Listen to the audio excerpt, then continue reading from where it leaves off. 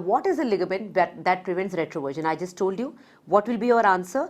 The one which is preventing retroversion is uterosacral, and retroversion is the first step in the prolapse. Whenever prolapse has to happen, the uterus has to come from the anteverted to the mid position and then go slightly backwards so that the uterine angle and the vaginal angle, the axis, they match and it starts coming down.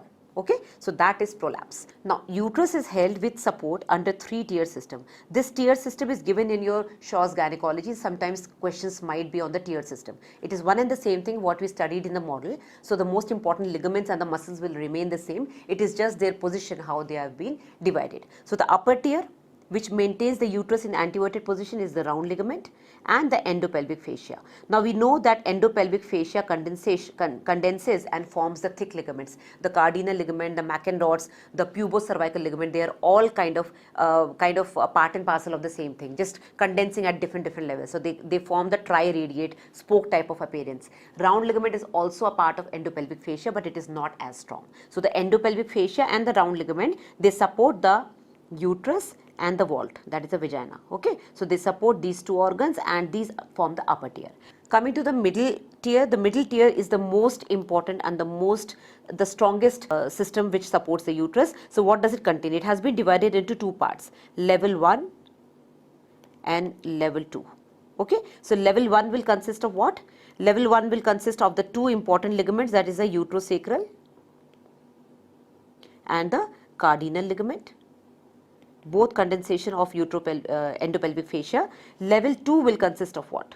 Level 2 will consist of the ligaments just below it. Again the condensation of endopelvic fascia, that is rectovaginal septum,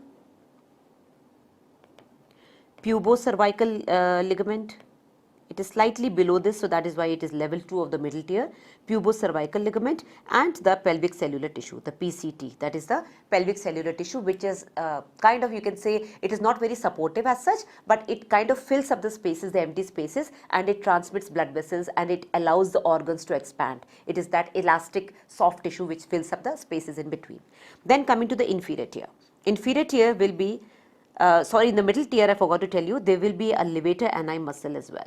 The levator ani muscle, very important, which forms the level 2 of the middle tier. So middle tier, level 1 will be uterosacral and cardinal ligament, level 2 will be rectovaginal septum, pubocervical ligament, the pelvic cellular tissue and the levator ani, and the level 1 will be uterosacral and cardinal ligaments. Okay, so that will be easy for you to remember.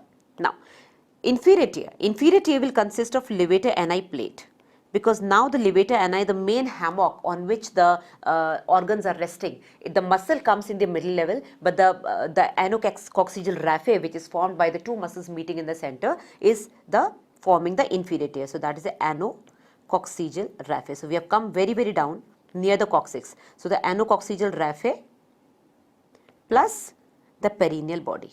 The perineal body on which these 6 muscles BLE, SSD are inserted, this forms the lower part of the support. It maintains the perineal strength and it also supports the lower part of the vagina. If the perineal body is damaged, the vagina will become patulous and it can lead to rectocele, it can lead to other conditions which we will discuss very soon. Okay, so these are the upper tier, middle tier and the lower tier.